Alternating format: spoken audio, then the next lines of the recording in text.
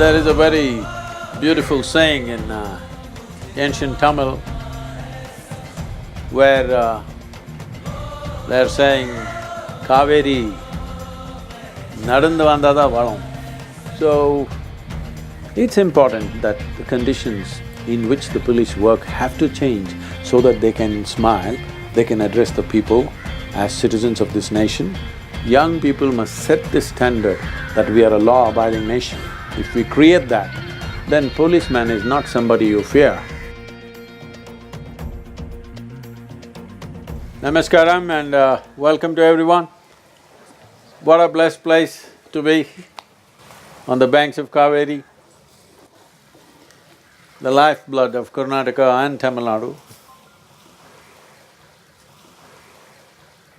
Well, some people are angry, you're holding her here.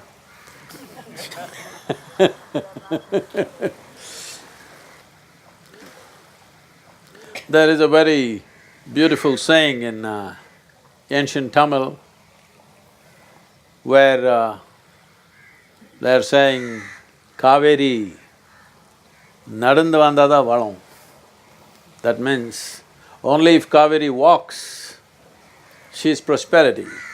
If she runs, she is destruction. So how to make her walk? Well, she walked when there were lots of forests, there's enough vegetation, she walked. As we started understanding trees as wood, and unfortunately even Indian people have started calling forests as woods these days. I must share this with you. It once happened when I was in the university.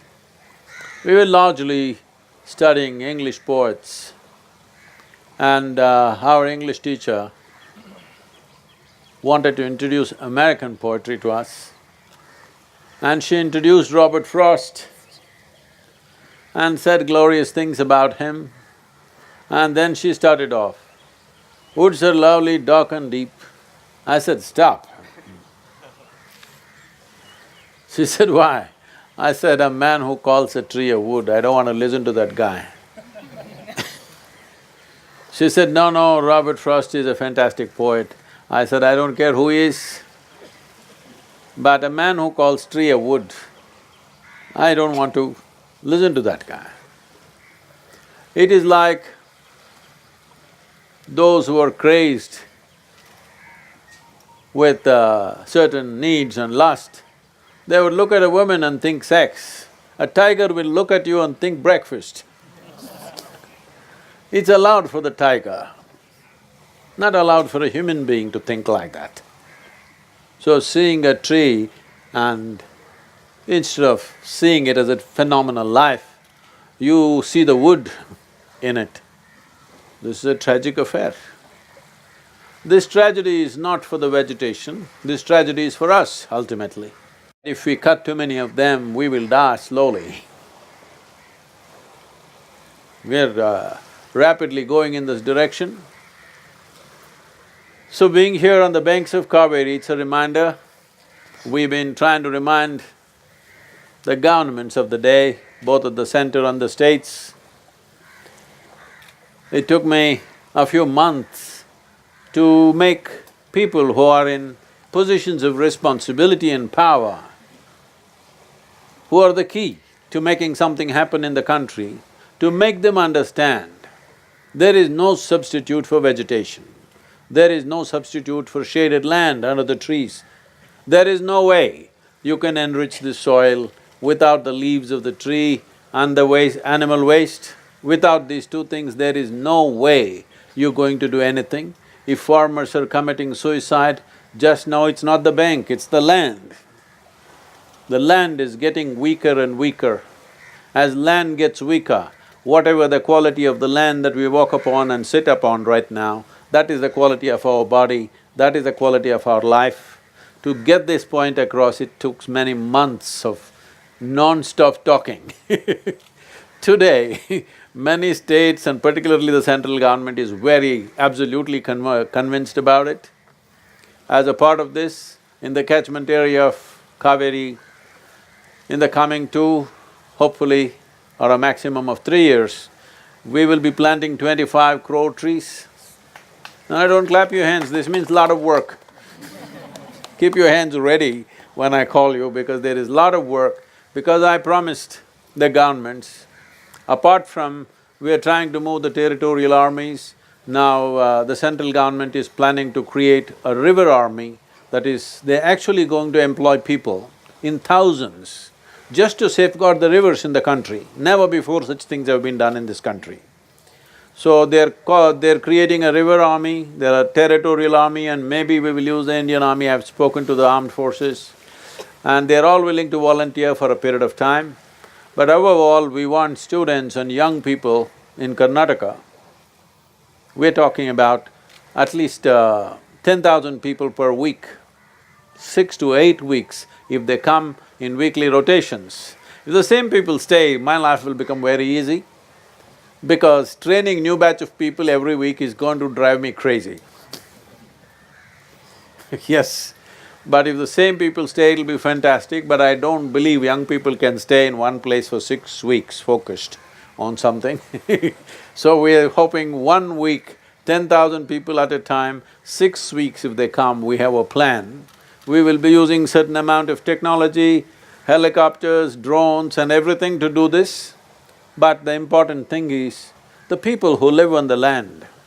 This is going to be largely in forest and government lands, but people who live in the adjacent lands, the villages and adjacent lands and agricultural places, to make them all understand how important it is that this vegetation comes back large scale.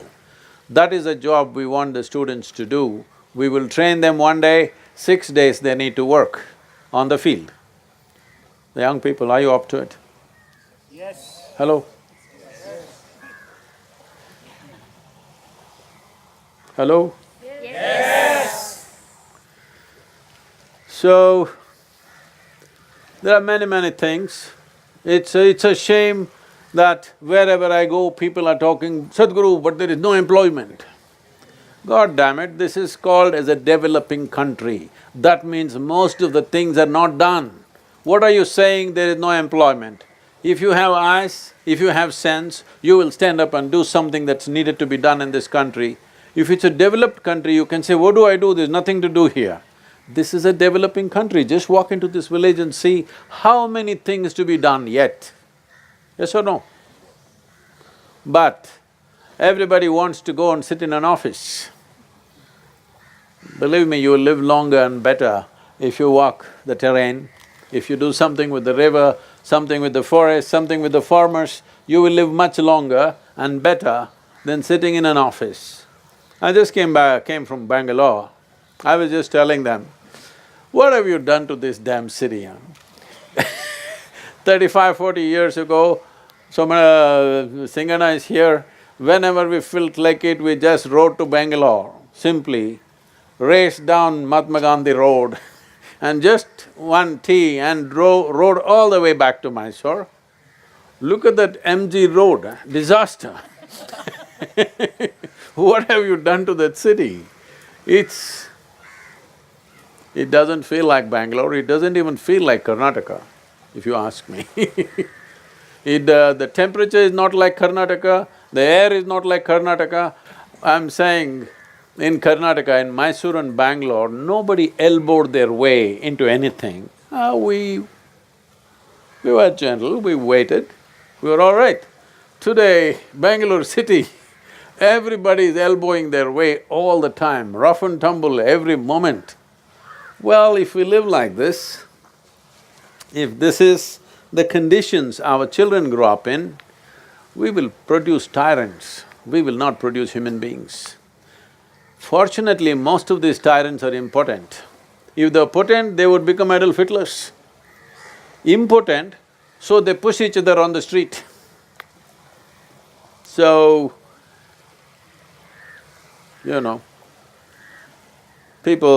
there are sayings in Kannada that those who drink the water of Kaveri, those who drink from the breast of Kaveri are gentle and wonderful people. Please, all of you must drink today. But now it's getting rough. You will get tired and break one day if you live rough like that.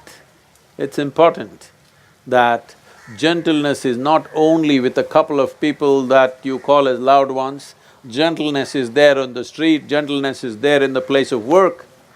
We can even ride very fast but gently. Hello?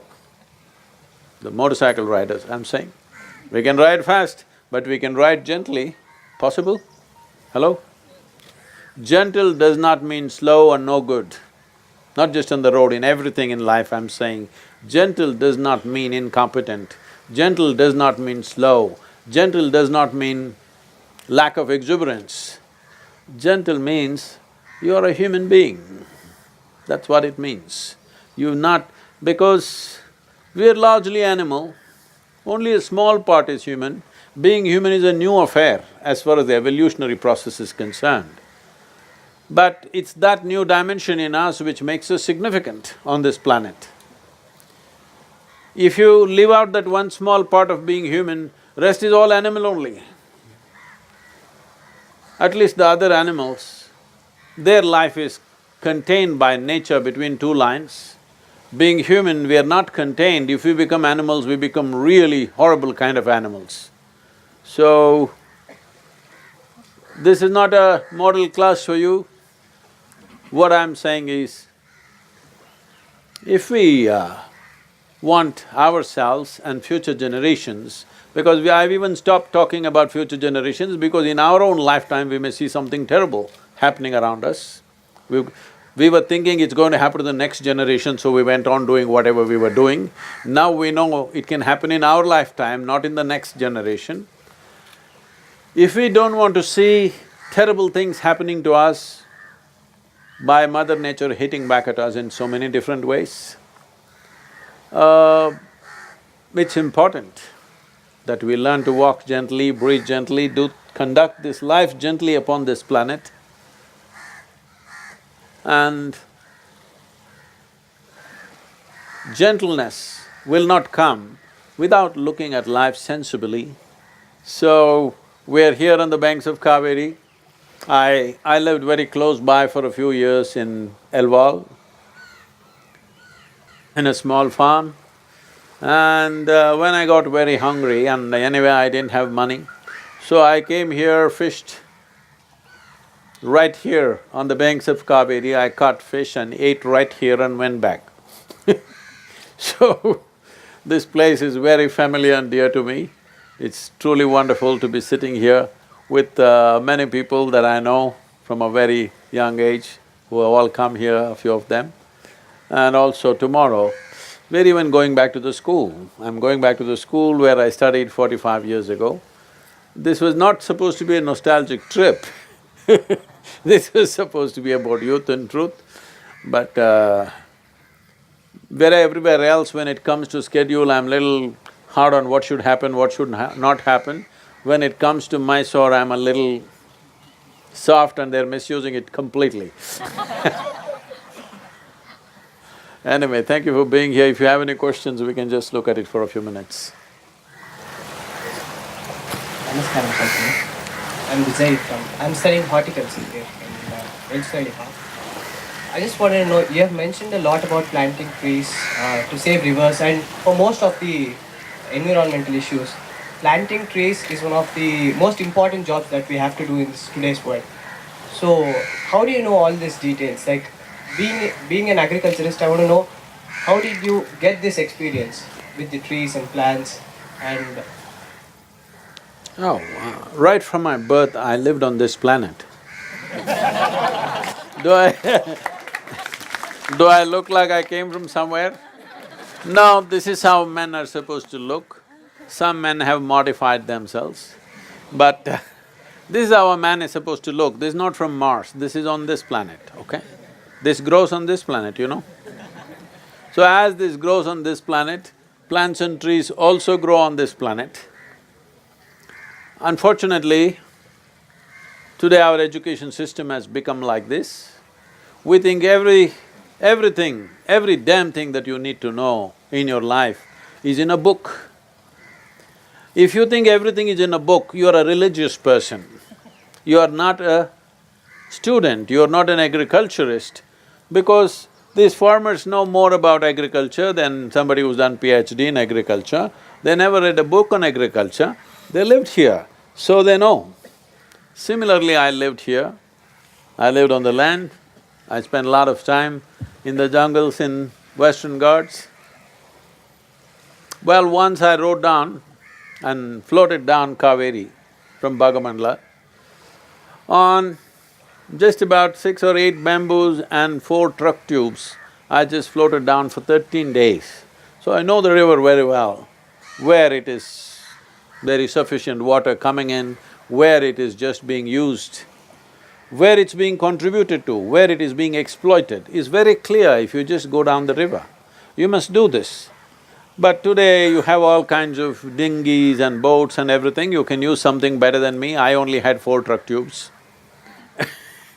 But you can use something better and you must just float down Kaveri once, observing, not just quickly on a speedboat, slowly, taking 10-15 days, you will understand how a river is made. What makes a river? It's not some kind of science that you read in a book. It is here if you pay attention, it's all here.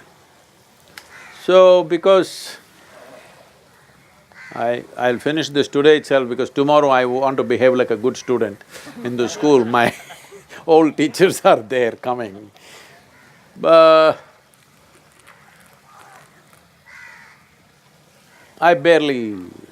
went to school only when it was absolutely necessary.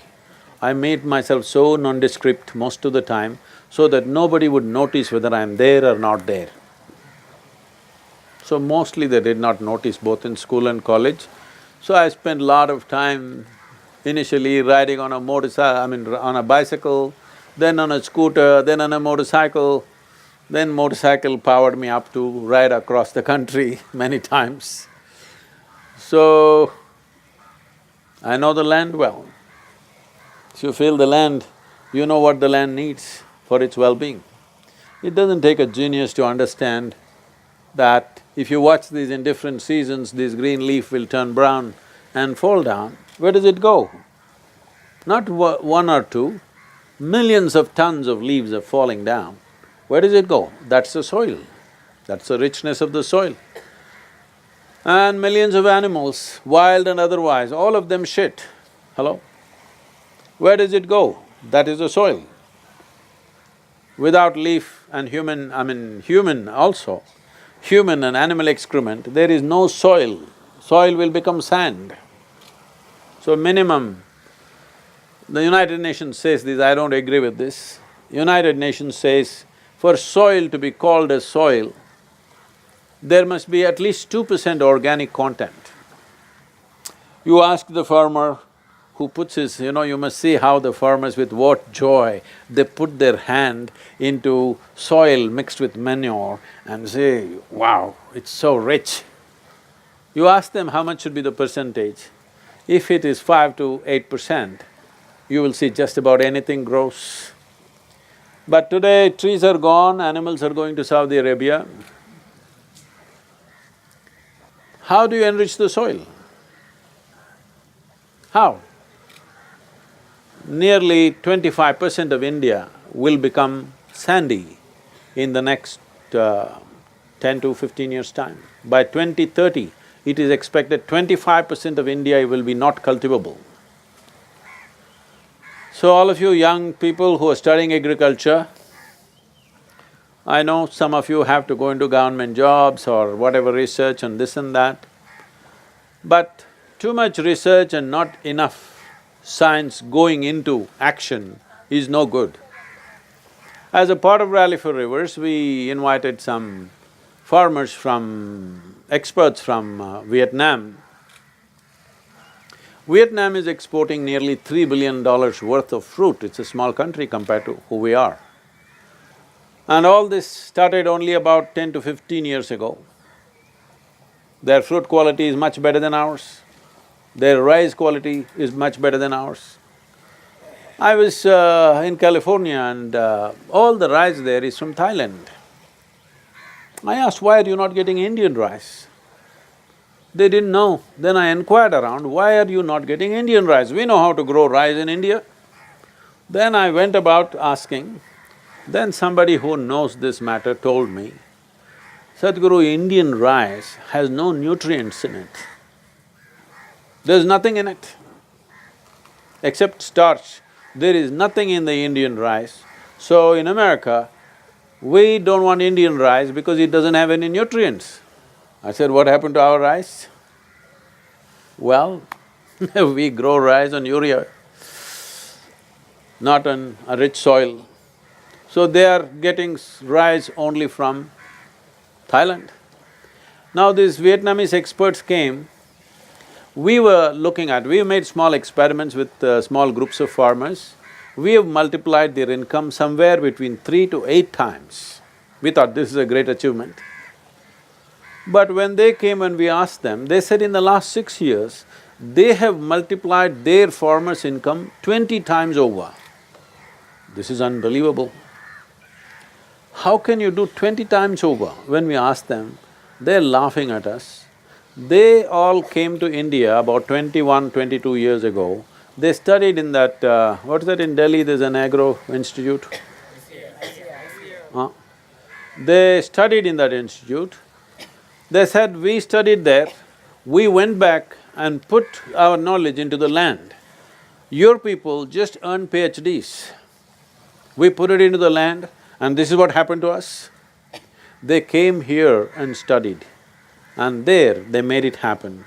We have the knowledge, we have the technology, we have the people, we just don't have a sense. Sense is missing in us. This sense, I want the young people who are doing agriculture to bring it back. You must bring this science that you're studying back into the land, not as a service. This can be a great enterprise. Why I'm saying this is, in terms of latitudinal spread, from Kanyakumari to Himalayas if you see, we have enough latitude in terms of weather patterns, temperatures, rain, everything.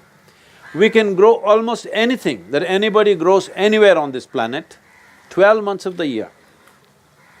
Very few nations in this world can do 12 months agriculture. This is one of those fortunate countries. But today our farmers are committing suicide simply because ad hoc we are doing things. Everything is ad hoc, nothing is planned, nothing is organized, the scale is not there in anything. This is something you can do, we have gotten this going with the government, we changed some of the laws. Young people can go out and form farmer producer organizations and aggregate 1,000, 2,000, 10,000 farmers depending on your capacity. And if you aggregate irrigation and aggregate marketing and the farmer just does farming, you will make a miracle happen in this country. Right now the problem is he cannot invest in technology because the scale is very small, just 2 acres, 3 acres holdings. With that kind of holding you can't invest in a big way. Everybody takes loan, everybody puts borewell, everybody has micro irrigation, which fails anyway after 1 year. Once the subsidy comes, the micro irrigation fails. It can only be managed if there is scale. If we put 1,000, 2,000 acres together, then we can create a scale. This is something young people should take it as an enterprise, it'll be very lucrative and it's very important agriculture is lucrative. If you make a survey right now, you ask these farmers and see how many of them want their children to go into farming. Believe me, it is somewhere between 2 to 5%, not more. This means in the next 20 to 25 years, when this generation passes, we would have lost all ability to grow food. With 1.3 billion people on our hands, if you lose your ability to grow food, you can imagine the disaster you will cause in this country. You're not Dubai or something, you will buy everything from all over the world and eat it here. It's not going to work like that for India. Unless we grow our food, we are finished. But we are heading that way because a child cannot even go to the farm. If a farmer's son goes to his farm, along with his father will be arrested as child labor. on child labor charges. The father will be arrested because he took his 8-year-old son to his farm and both of them are working. With this kind of stupid approach, there is no future for Indian agriculture. We are trying to change this now. Education policy we are working on, because without changing the education policy, we cannot change the situation of the farmer. So, already government has announced that only 50% of the time in a school, if children are there for 7 hours, only 3.5 hours will be focused on academics. Another 3.5 hours, they will do sport, agriculture, arts, crafts, music. See, if the way these people are singing, just a small bunch left, there was a time when the entire village could sing. Now just a small bunch left. Do you think their children are also going to learn this music? No, they're software engineers in Bangalore, already, most probably. I'm saying, we've gotten into this madness, what one person does, everybody must do. It is time that agriculture becomes a prime activity in this country and a lucrative activity. If you don't make it very, very lucrative process, in the next 25 years, we will lose our ability to grow food in this country. This is something that must happen. So, those of you who are in this agriculture and horticulture, particularly horticulture becomes very, very important. If you want to save this land, why this becomes a problem is, the population and land, the proportions that we have is very unnatural proportion. With this kind of population, if you want to maintain the quality of this land, more food should come from the trees. Very, very important. This scratching the earth and growing one crop every 3 months is not going to work for us long term. It's very, very important that more food, a lot more food needs to come from the trees. That means horticulture becomes prime. I want you… maybe you have not seen, but if you fly from Mysore city to, let's say, Delhi, you just keep looking down. Except for the Western Ghats, you will see the entire country looks like a brown desert. There is no greenery, there are no water bodies. Most of the rivers that you see along the way are only sand rivers. When we were doing Rally for Rivers, when we asked children to draw or paint rivers, you won't believe most of them painted sand because they have not seen a river flowing full with water, they have not seen. There is a video which went viral, this one Marathi girl in, near Mumbai. I wish we had something to show you. But this girl, she can speak only Marathi. She gave a speech, 20-minute speech, without any paper, nothing. So passionately she spoke. This Sadhguru is saying he's going to revive the rivers, this, that, he talks about a river where he floated out. I don't believe all this. I've never even seen a river on which I can float. The way she spoke, this is the future generation, they've not seen a river. We made a survey in Coimbatore city and we found 80% of the people below 20 years of age have not seen a river in their life. They've seen it only in the movies or in the pictures. How many of you, this is the first time you're near a river? Being in Karnataka, that should not be the case, but it could be true in Bangalore city. Bangalore city had 1,000 lakes and 3 perennial rivers in the city. Today there are 81, 41, 42 of them are just sewage. And the 3 rivers, nobody is able to trace where they are. They're just gone, maybe your house is sitting on it, maybe there's a shopping mall where we are happy. So, if we don't act now as a generation of people, this land, which has nurtured thousands of years of culture and civilization, will go through tremendous upheavals in the coming decades if we don't take the right action. Right now we are pushing towards this. I want all of you to be a part of it in some way, in whichever way you can. Please. Namaskaram, Sadhguru. Sadhguru, Siddha medicine is more related to spiritual and environment. And now the Siddha medicine is dying and the medicinal plant also dying. Do you have any plan for Siddha medicine? Well, we have done some work on the Siddha medicine. We are using Siddha medicine very effectively. But the problem that we have found with Siddha medicine is, this problem is there with Ayurveda also, but much more with Siddha. We are finding that the input, the ingredients which go into it, they need to be of a certain quality, which is very difficult to manage. These things a Siddha Vaidya is conscious of.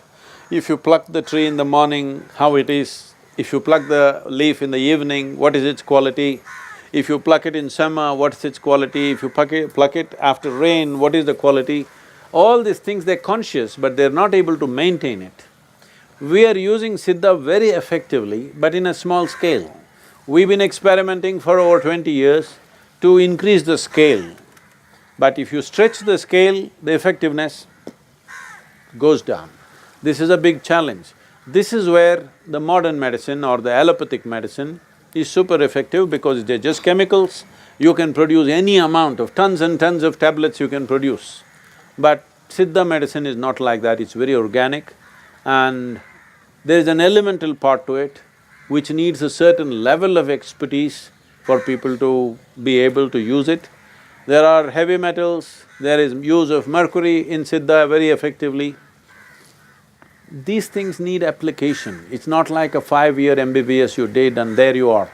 This needs a lot of involvement in application, that you need to understand these things experientially, and procuring ingredients has become very difficult. Because we live right next to a fantastic mountain in our background, we have the privilege of having access to certain things, but we try to move this to United States because we have a clinic there. But the moment it dries up, the desiccated ones, the preserved ones, refrigerated ones don't have the same impact, don't have the same quality. So, scale is a big problem. This is something nobody will admit, but I'm telling you, any Ayurvedic medicine, whatever company it is, from one batch to another batch, the variation can be 300%. You understand? 300% variation.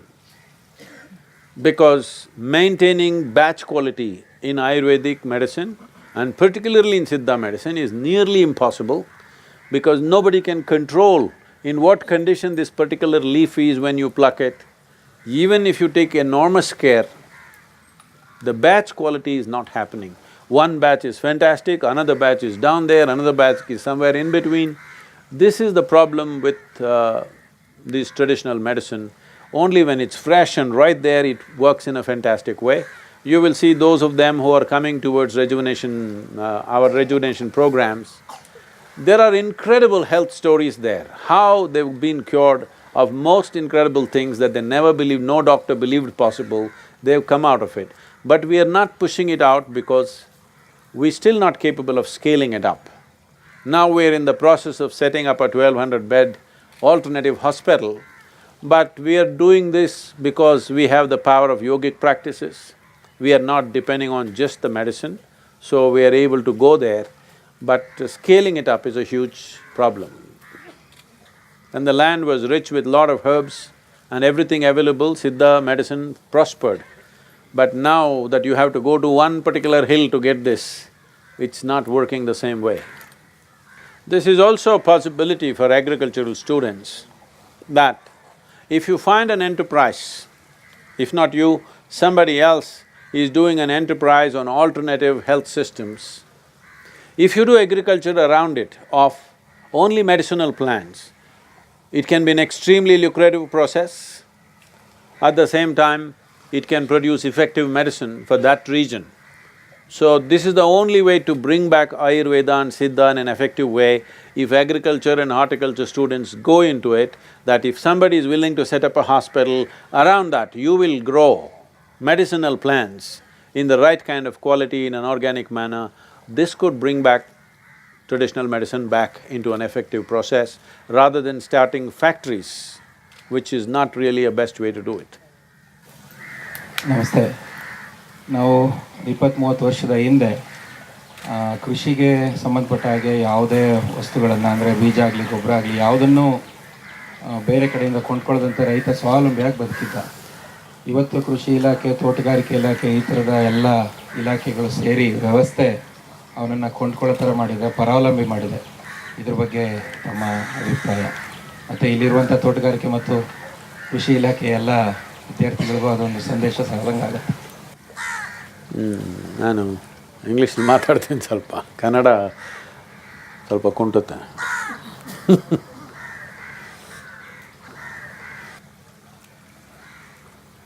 See, this is a disaster which is unfolding across the world. Corporatization of agriculture. What should have been corporatized is irrigation, marketing, but instead they corporatized seed, fertilizer, everything. I remember I was into farming in this region. About 40 years ago, I remember fertilizer companies coming and advising the farmers, you must cut all the trees around your land, because if trees are there, it will suck up all the fertilizer, it will not go to your crop. But ask the local farmers, I don't know if they still have anything left, but if you ask the previous generation, there are older people, trees in the farm were an insurance. You want to get your daughter married, cut one tree, your daughter's wedding is over. You want to send your boy to the university, cut another tree, his university education is over. Or you want to build a house, cut 2 trees, you build a house. And trees were always growing on the side. Everybody kept a certain part of the land for trees. But I know this personally, that they went about advising every farmer, you must cut all the trees, otherwise fertilizer utilization will not happen, it'll all go waste. Trees are aggressive root systems, they will take it away. Since then, it's happened everywhere. For example, because if you say a river in India, people say Ganga. See, Ganga basin accounts for 25% of India's geography, 33% of India's agriculture. In the Ganga basin, in the last 50 years, we have cut down 92% of the green cover. 92%. What is our plan for this country? Are we I think most people are thinking how to send their children to America or Europe or somewhere. They are not thinking their children will live in this country. If we thought our children are going to live here, I think we would have left something. Hello? Isn't it so? Because people claim their children are dear to them. If your children are dear to you, do you leave a nation where you remove 92% of green cover in 50 years? Next year, the big river in this country, the major, most important river in this country, this is what we have done. So, the power of holding our own seed in our hand was a tremendous power. In Karnataka, this was called as Bijadevaru. In every home, there were a few sacks of seed in one corner that we every day worshipped, which only after the rain it was touched. Even if we are hungry, we did not touch it. Even when our children were hungry, we did not touch it, because this seed came from our forefathers. Because southern India, particularly certain parts of Andhra Pradesh, Karnataka and Tamil Nadu, these are the only 3 states in the entire world where we have a history of farming for over 12,000 years. 12,000 years we farmed the same land, probably some of them same families, 12,000 years. And most of the time, the same seed for the last many thousand years, we've been using the same seed. And this we broke in the last 35–40 years, which is the most idiotic thing that this nation has done. The most idiotic thing, because we're going to pay a huge price for this. Most of the cereals are gone, everybody is just eating white rice and wheat, nothing else is left. Millet is now millets are a very fashionable diet. It's eaten by the models, not by common people. Yes, millets have become fashionable diet. Only those who walk the ramp eat millets. Common people just gobble one kind of cereal, which was not the way. At different times of the year, we ate different kinds of cereals, which kept us healthy and well. Today, they're doing $1 billion research and telling us that's the way to eat. Harvard University made a research and at last they arrived at the ideal breakfast. Earlier they told us you have to eat 5 eggs in the morning, otherwise you won't make it. Then they told you, you have to eat meat, a piece of meat, if you don't eat meat, you won't have protein and you will die and all those things. Then they told you, you must eat cornflakes. Then somebody came out and said, meat is the most horrible thing to eat, 5 eggs in a day means your brains won't work and and if you eat cornflakes is the highest gluten that you can find in any cereal. It's the worst cereal that you can eat on the planet is corn. But the entire world is eating cornflakes because cornflake is fashionable, because Americans eat it. But anyway, Americans have given it up now. If you go to any American hotel, there is no cornflake. They all got mueslis of mixed 8 kind of cereals mixed and eating. This is how we were eating. And anyway, Harvard University made a big research about a year ago they published, 70% carb and 30% protein is a good way to eat at last. Well, this is our idli, this is our dosa, this is our pongal, 70% carb and 30% protein. We've been eating this forever.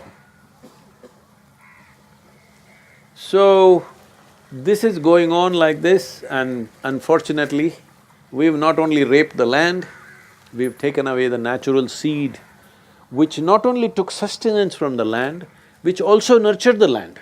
This is the important thing about the indigenous seed, is it not only takes sustenance, it also nurtures the soil. You bring some strange thing and put it there, people have seen in Karnataka, big disaster has happened, silver oak and eucalyptus trees, they only took sustenance from the land, did not nurture the soil. You go walk into a eucalyptus plantation and see how the land is, not even insects are there, because even they don't want to be there. Just know one thing, if the worms and insects don't like it, that means you're done. Because all the studies say, if all the worms on this planet disappear, life will end on this planet within 12 to 18 months. All life. Except a few microbes deep down in the earth, all life including you and me will die just because worms have disappeared. If all the insects die, in 4.5 to 6 years, all life on this planet will disappear. Well, if the microbes die, by today evening we'll all be dead, entire humanity and all life. But if all of us die, planet will flourish. Yes, we make good manure. That's the only good thing about us right now. We make good manure, but earth has to wait for us. So, bringing back natural seed is a very important thing, but right now the market has become like this.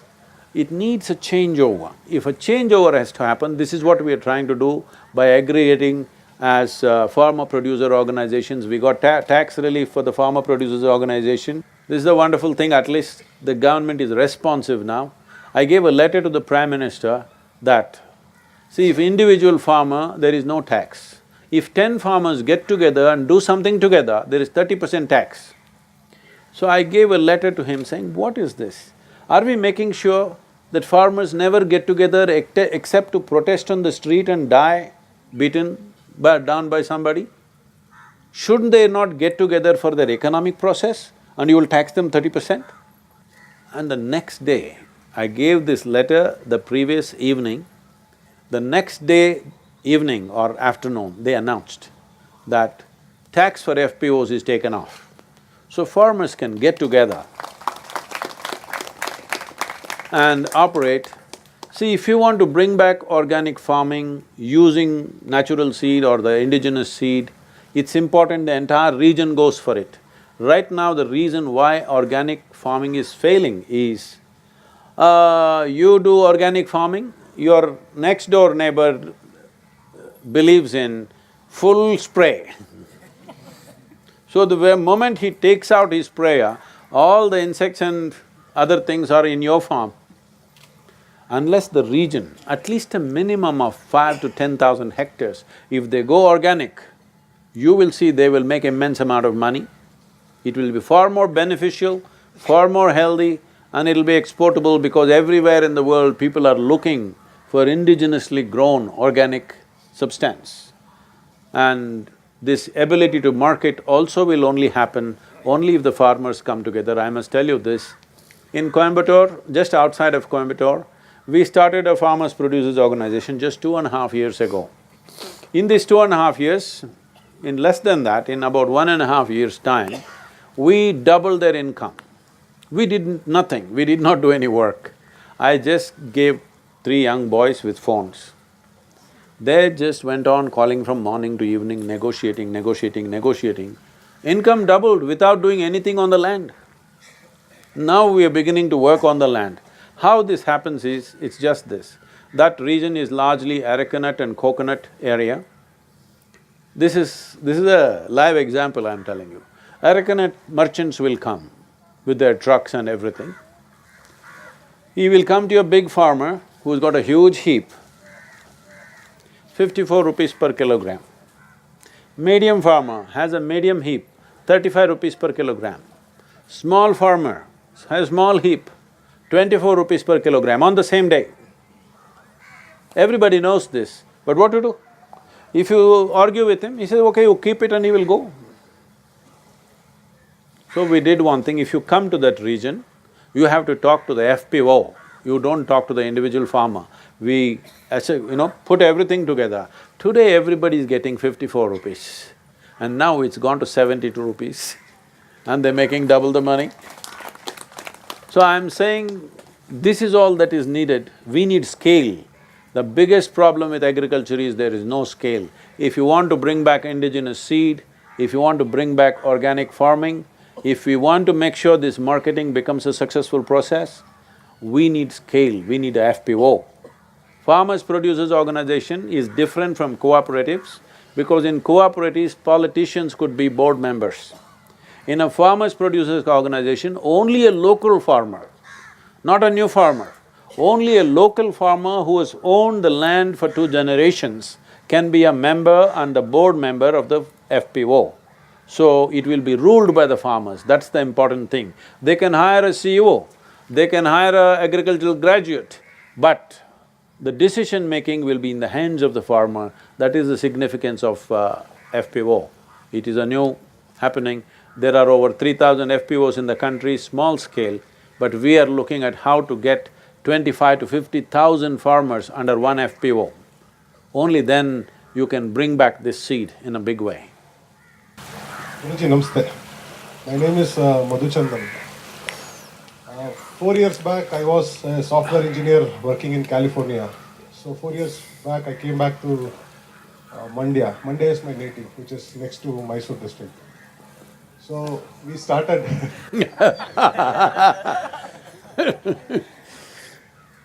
No, the Mysore people have some opinions about Mandya, that's why they laugh. They're okay. So after coming back, I grouped with my friends and we started Organic Farmers Cooperative, which is now has become a FPO and a private limited company called Organic Mandya. So right now we have 12,000 farmers. Fantastic, that's what is needed, that is the thing. It's the only solution forward. Guruji, we started with an intention to make Mandya a organic chemical-free district by 2020 and we are going towards it. So first of all, thank you and we need your blessings. So I don't have any questions, Guruji. Only one thing, what makes me happier is India has seen a lot of gurus. Most of the gurus are busy building institutions, building enterprises. I was really worried about the youth of our country. You are the one among the few gurus who are really advising, showing the direction to our youth. You are leading them to the right path. My daughter, she is in 10th standard I don't know if you were not there, I think she would have been listening to rock or pop or something like that. But today she listens to your talk. I'm rock, huh? What the hell? I'm not rock, what? Yeah, she's listening to you. So thanks for… Rock and roll is from our times. So thank you, Guruji, thank you for that. That's a wonderful thing I'm noticing in the country. Wherever I go, school children, between the ages of 12 and 15, thousands of them are listening to spiritual talk. I couldn't believe it.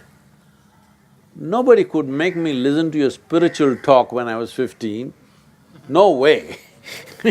But these days, kids are listening to spiritual talk. I've been asking them, are your parents forcing you? They say, no, we like it, we are listening.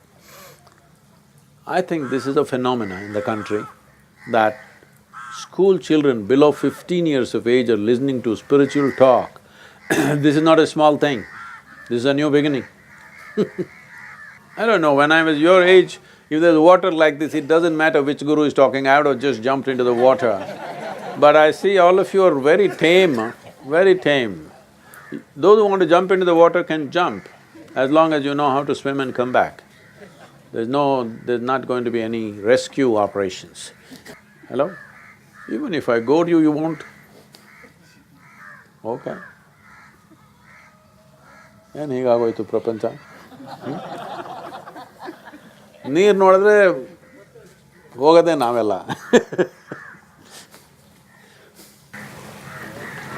Good evening, Guruji. And this is T. Asunilkam from College of Horticulture, Mysuru. And my question is about the nation, the recent developments which are going on. Does this country belongs to a particular religion? And why? And the politicians who are involved in that, they are one of build a Hindu nation or Hindu Rashtra, something like that. But it's a country where we respect everybody and everybody respect among themselves. And something is which is going on that they are about to rewrite the constitution. Is there any problem with the constitution? Who is telling you such things? Who told you they are about to rewrite the constitution? They are about to, sir. I said that they are about to. No, how do you know they are about to? They are about to, in the sense I go through many Facebook postings. No, you are a social media. No, nothing like that, sir. It has been well explained by Mr. Shashi Tharoor. Okay. And my question is that India belongs to a particular religion. Well, let's understand this. There are religions in the world. A religion essentially means there is a fixed belief system. You have to believe this and this. That this is the God and this is the messenger, this is the heaven, this is the hell, you have to believe something like this. But in India, there is no such belief system. Everybody makes up their own belief as they want. See, just now, the people who are sitting here, they're talking about how even the plantain trees are all bowing down only to worship Kaveri. So if they drink water, they'll worship the water. If sun comes up, they'll worship the sun. If they see the tree, they'll worship the tree. If they see a stone, they'll worship the stone. There is no particular belief. And there is no the God anywhere in this culture. So belief makes a religion, but here there is no belief. The best thing about Hindus is they're eternally confused. That's the greatest thing about them. No, I'm not saying this in a negative way. Because it's very important that human beings see what I do not know as I do not know. Whatever you do not know, you have some stupid explanation written somewhere and you just believe it. No, in this culture, we know we do not know. So, we don't know who is God, so we make up our own God. Right now it's Ganesh Chaturthi time. Just see how many gods we made in the town, different styles, all right? For the next week or 10 days or 15 days, we'll go full on, Ganapati, Ganapati, Ganesh, Ganesh, Ganesh. full on.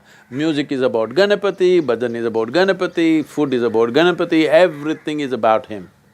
But when we're done with him, we put him in the water, dissolve him.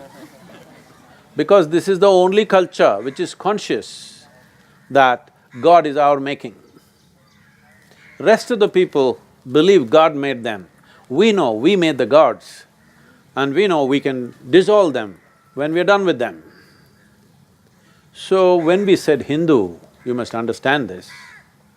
This word comes from two geographical features. He comes from Himalayas, the Himalayan ranges. You ever been to Himalayas? You must go, young man. Because being in India, if you don't see Himalayas, you really missed it. You must see, all young people, at least once in your lifetime, you must walk through Himalayas because it's beyond imagination, beyond anybody's imagination. So, Himalayas and in the south, Indusagara, today we're calling it Indian Ocean, this was called as Indusagara. The land that lies between Himalayas and Indusagara we called is Hindu. Why we became reverential about these two geographical features is, when we had evolved our civilization, when we had evolved our mathematics, culture, music, many other aspects and sciences here, rest of the world were nomadic and roaming around like beasts, killing each other. And all these beasts were kept away because of Himalayas and Indusagara. We knew we are not fighting men. We did not build huge armies for invasion, but we built music, most profound sort of music. Nowhere on the planet do you have as complex a music system and mathematical systems as we have, because people invested in this. Music, mathematics, spirituality, astronomy. Because men were invested in this, they were not enough fighting men, so we revered Himalayas and Indusagara. We know these invaders and murdering hordes were kept out only because of Himalayan ranges and the ocean. So we call this land as Hindu. Anybody who is born in this land is Hindu. An earthworm in this land is Hindu. Oh, are you promoting only one religion? I'm talking about a geographical identity. When a lion born in Africa can be an African lion, why can't an earthworm born in this land be a Hindu earthworm? Now you've gotten this idea that Hindu means some kind of a religion. No, this is because of aggression from outside. It is the English people who invented Hinduism. Otherwise, in the same house, people are worshipping 5 different gods and one guy doesn't worship anything and they're all Hindu. One guy chants mantra, another guy is silent, another guy doesn't do anything, but all of them are Hindus. So it doesn't subscribe to any particular belief system. Well, there is an overarching culture, but above all the land that we called as Hindu. So if we say this is Hindustan, not us, Pakistani people call us Hindustan all the time. In the south you may not be using the word Hindustan, but in the north, in the Hindi language, generally they're calling it Hindustan. Because this was called as Hindustan. What was so unique about this land is, this was the only land on the planet where there was no the god. All the gods that so-called Hindus worship are men who walked on this planet. Rama, Krishna, Shiva, these are people, historical men who walked on this planet. Because of the phenomenal way they lived, people bowed down to them, recognizing certain qualities in them. When we say recognizing qualities, they did not do any miracles, they did not fly in the sky, they did not drop from the sky, none of those things happened. Normal birth, normal life, they all got married, they went through all the troubles of life and war and wife and all the problems, okay? More problems than you can imagine. You look at Krishna's life, Rama's life, more problems than you can imagine, isn't it? Let's take Rama as an example because he's constantly in focus. Because that's what you think is rewriting of the constitution. It is not rewriting of the constitution. Rama, born in Ayodhya, rightfully a king, coronated as a king at a young age. But then due to political reasons, he is made to go into the jungle with his young wife. This wife is not a tribal woman, she's a princess. To take this young woman and go into the jungle, believe me, even you, though you're a man, especially the girls here, if you take them in the jungle for 1 month and bring them out, nobody will recognize them, they will become like that. In 4 weeks, yes. When I stayed for weeks in the jungle and I came home, my mother would look at me and be shocked, sometimes she cried, "What's happened to you?" Just burnt head to toe, insect bites, mosquitoes, nonsense, all kinds of things. You go and sleep in the jungle for 3 days and see what happens to you. So jungle is not like how you see in the television channel, la la la, Rama Sita dancing, okay? That's not how jungle is, they didn't go there for honeymoon. So, unfortunately, it's a punishment to be in the jungle. As if that was not enough, these people from Sri Lanka came… Are you Sri Lankan? Okay, that's safe then. These people from Sri Lanka came and kidnapped his wife. He is a king, if one wife goes, he can find a local solution right there. Yes or no? He's a king, after all, he can marry 100 wives. But the man loves his wife, all the way he walks down. I want you to imagine, not today, he did not fly to Colombo. Walked down with his brother, just 2 of them, not an army, just 2 of them. Walked all the way down, begged for help in Tamil Nadu, formed a little army, crossed over, burned down a beautiful city there, killed lots of people, somehow got his wife back. To do all this, that woman must have meant so much to him, yes or no? Hello? You think so or no? Huh? Absolutely, isn't it? 5,000, 6,000 years ago, for a man to walk from one part of the country to another, it's like another world, literally. He got back his wife, went back and became a king again. She became fully pregnant. When she's pregnant, some other political situation comes once again, and he has to send her back into the jungle, all alone. He did not make arrangements, do you understand? He just left her in the forest. He ordered, "Lakshmana, you cannot go. She has to go by herself." And she went. If anything really horrible can happen in your life, it is just that knowingly or unknowingly you kill your own children. That's the worst thing that can happen to you, isn't it? He almost killed both his children. He fought a battle with them, nearly killed them. Fortunately, it didn't happen. And then his wife dies in the jungle, never sees him again. You call this a successful life? Hello? If any one of these things happen in your life, you will be shattered, most of you. But all this series is a serial disaster. But in all this, the man did not become vengeful, resentful, angry, he just doing his duty. People these days, lot of women's groups are asking me, "Sadhguru, what kind of a man is he? Just because somebody said something, he sends his wife, pregnant wife into forest, we don't want this man." So I asked, see, it is not about he rejecting his wife. It is not because he wants to get rid of his wife. She means enough for him to walk all the way down, fight a battle for her. So he's not trying to get rid of her. And especially for a king who has an empire, when his wife is pregnant is a big thing because children are going to come. It's the most important thing. Especially for a king, having a child, especially a son, is very, very important in those days. But not knowing, no sonogram, you know, he doesn't know whether it's boys or girls, or boy or girl, and he sends her into the jungle. What this means is, he held the well-being of his citizens way above the well-being of his family. Do you want such a leader in this country or not? Huh? When everybody is trying to push their sons and daughters, whether they are worth something or nothing, do you want a king or a prime minister or a chief minister or a leader in this country who will sacrifice his own family for the sake of this nation's well-being? Do you want such a leader or no even today?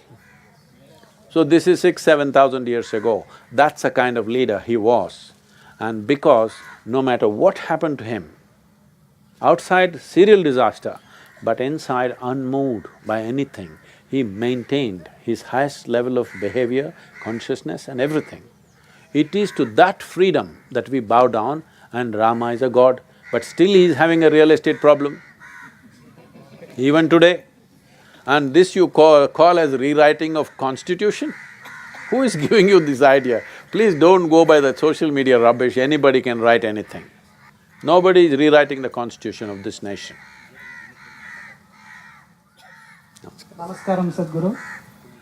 Most of time, for no reasons, police force targeted by peoples, and most of the educated and cultivated, what we call in youths and educateds, try to bypass the rules and regulations. And I need some suggestions to police force and also from you, Sadhguru. Thank you. Well,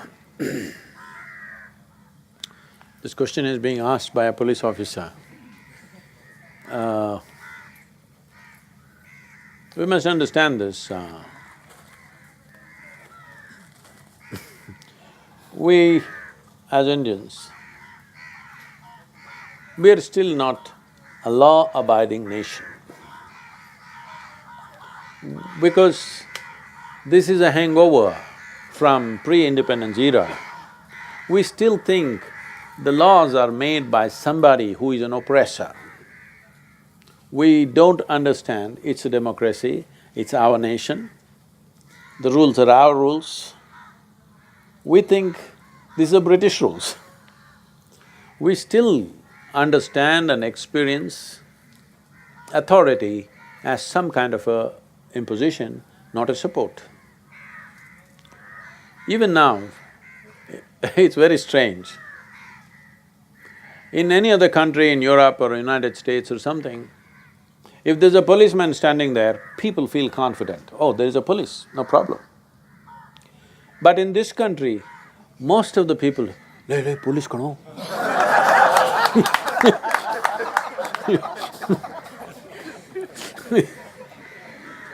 We still think police is managed by the British.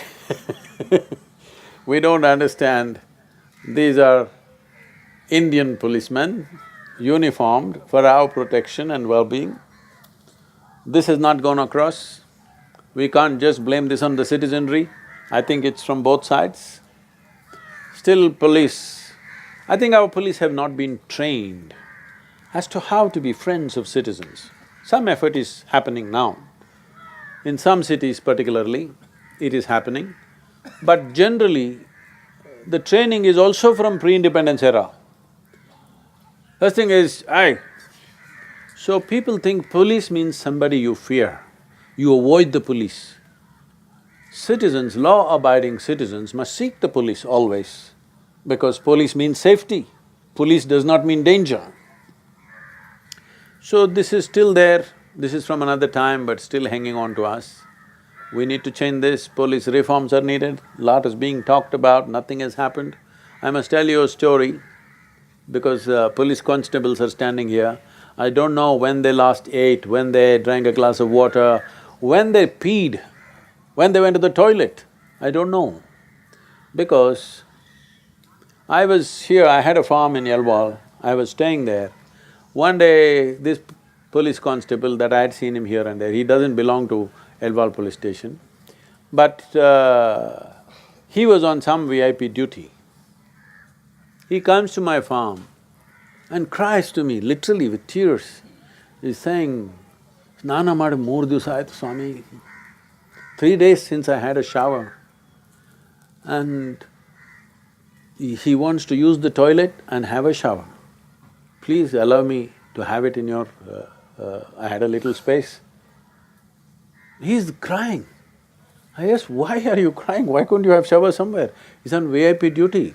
No shower, no shit, no nothing. Simply on 24 hours a day, somebody brings one packet of something to eat and throw it at him, and he eats and he stands there and stands there and stands there. Maybe the conditions are a little better today than what it was at that time, I hope it is. I'm sure it's a little better, but still it's not great. So, it's important that the conditions in which the police work have to change so that they can smile, they can address the people as citizens of this nation. It's very important, but I think those conditions are not there. Above all, I think the training has to change. Maybe for IPS officers and others, the training is okay. Down below, it is all pre-independence era training, the same thing. People must be beaten always. So, if the training processes change, I feel even uniforms can be made more friendly. It need not be so military-like.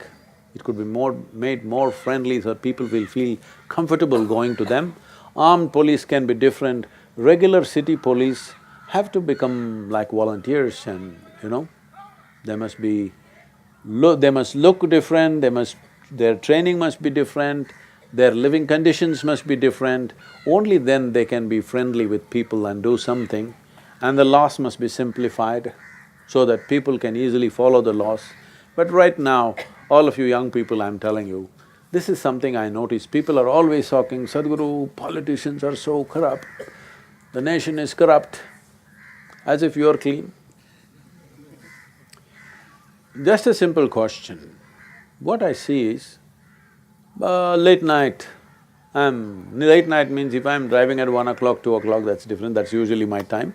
But some days when I'm going from Coimbatore airport to the ashram, 9:30, 10 o'clock, the policeman has left at 9 o'clock and lights are just flashing, or sometimes it's still working, red and green.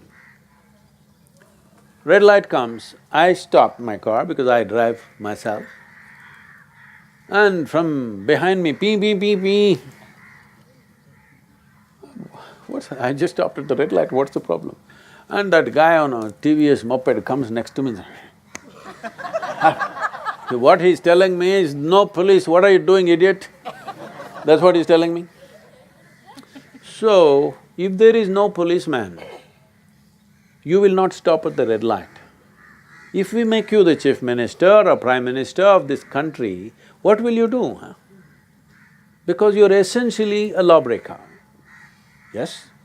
It's very important, all the youth, I'm telling you, if you want a great country, the first and foremost thing is, all of us follow the law. No policeman need to be there. Only for criminals, policeman is needed. For ordinary citizens, why do you need policeman to tell you stop at the red light? You must know this is the law and this is what I do, isn't it? See, all this is fine. The problem is, when everybody stops, one guy, boing, when he goes off, he thinks he's a hero. When one person breaks the law, it looks like heroic. If everybody breaks the law tomorrow, we know where to pick you up. Yes? We know where to pick you up, which hospital or which morgue we need to look for you, we know if everybody breaks the law. So, it is upon the citizenry to become law-abiding if we want to create a great nation where we want to live, unless you want to escape to America. Most people today, if United States of America opens up its visa system, I think 60% of the Indian population will swim across the ocean and go away to America. Because we mess up our nation and we want to go somewhere else. It's very important. Youth of this nation stand up that we want to build a great nation where everybody wants to come, not where everybody wants to go. Hello? Do you want an India where everybody wants to come to this country, or you want an India where everybody wants to run away if they get the opportunity? Huh? This must be a nation where everybody wants to come, isn't it? For this, the most fundamental thing is, it's a law-abiding nation. What a law-abiding nation means, that at every moment we don't have to clash with you. We know, when we see you on the street, we know what you're going to do. Right now in India, you don't know what you're going to do. We don't know who will come where. I will tell you, if you drive in United States, if you drive, 2 o'clock, 3 o'clock in the morning I'm driving, red light means everybody stops. No traffic, but still everybody stops. Red lights mean stop, that's all. The beautiful thing, you heard of Michael Jordan. You heard of Michael Jordan, the basketball? Michael Jordan was driving in Boston. There's a stop sign. Stop sign, everybody must stop. So Michael Jordan was driving a sports car, just slowed down and then went. The policeman caught him. And he said, "You didn't stop, it's a stop sign, so I have to give you a ticket." He said, "Come on, I slowed down, I'm Michael Jordan. I'm a star. And I slowed down, I didn't go through. I slowed down and went." So the policeman took out his… they have a baton which is not as big a lathi as the Indian police, a short one. So Michael Jordan is clean shaven, he started tapping him on his head. "Shall I stop or slow down?"